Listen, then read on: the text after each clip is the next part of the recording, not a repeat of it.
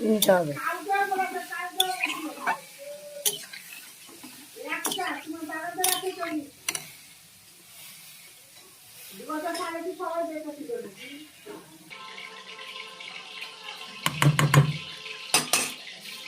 দেখো আমার ছোলা ডালের রেসিপিটা হয়ে গেছে।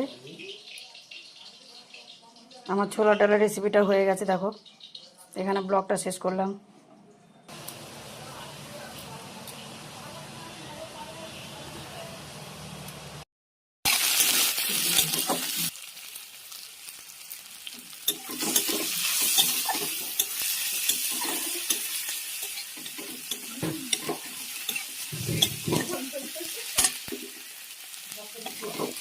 দেখো বন্ধুরা, কড়াইয়ে তেল দিয়ে গোটা জিরে, তেজপাতা, কারি পাতা একটু ঝিঙে দিলাম।